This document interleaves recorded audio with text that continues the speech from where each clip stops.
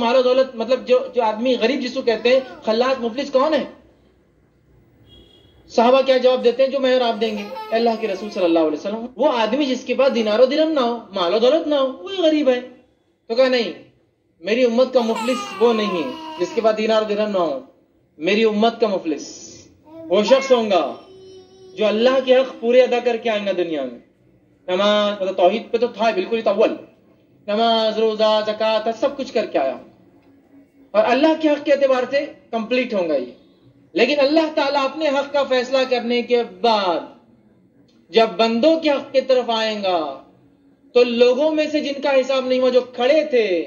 وہ کہیں گے اللہ مجھے ایک بار گالی دی تھی۔ اللہ کہیں گا فرشتوں اس کی نیکیاں اس آدمی کی جو اللہ کے حق ادا کر کے آیا ہے پورے، اس نیکی میں سے اس بندے کا جو حق مارا گالی دے کر اتنا ٹرانسفر کر دو۔ فرشتے لے کے اس کے نام اعمال میں کہ نیکیاں اٹھا کر اس کے نام اعمال میں ڈال دیں گے جس کو گالی دے کر آیا تھا۔ اب اس کے بعد دوسرا آدمی ہاتھ اٹھائیں گے، کہیں گے اللہ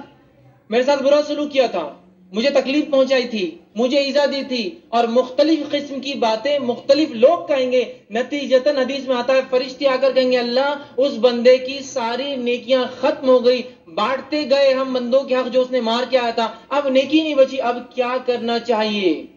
تو اللہ کہیں گا اب دوسروں کے گناہ جن کے حق باقی ہے اس کے سر پہ اٹھا کے ڈال دو، نتیجتاً ان کے گناہ اس کے سر پہ ڈالے جائیں گے اور وہ اٹھا کر منہ کے بل گھسیٹتا ہوا جہنم میں پھینک دیا جائے گا۔ سبحان اللہ، صرف بندوں کے حق مارنے کی وجہ سے۔ اللہ رحم کرے، اپنے آپ کا انالیسس کریے، تھوڑا سا اپنے آپ کے بارے میں سوچیے۔ کسی نے آ کے ذرا سا گاڑی کو پیچھے سے دھکا دے دیا، آپ نے پلٹتی اس کو 2 گالیاں دے دی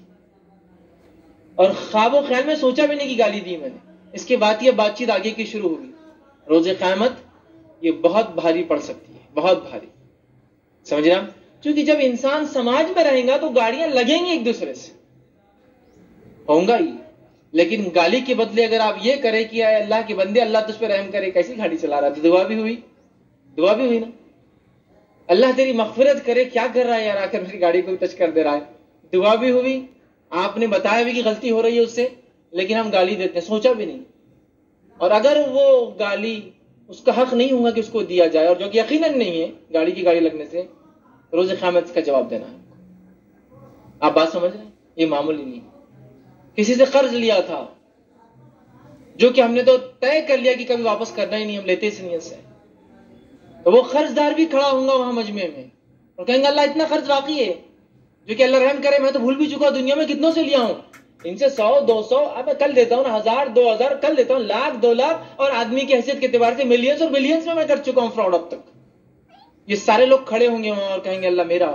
اور میرا اور میرا، اور میں نہیں جانتا اور کوئی نہیں جانتا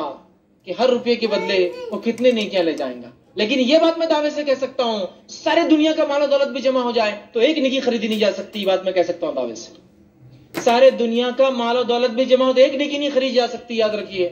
لیکن کیا ٹرانزیکشن میں کتنی نیکیاں ہوں گی 1 روپے کے بدلے میں نہیں جانتا ہوں، یا 1 دینار 1 درہم 1 ریال، اور اس کے علاوہ جتنی کرنسیز ہوتی ہے یاد رکھیے میں نہیں جانتا۔ ہم نے بڑا معمولی سمجھا بندوں کیا۔ آئیے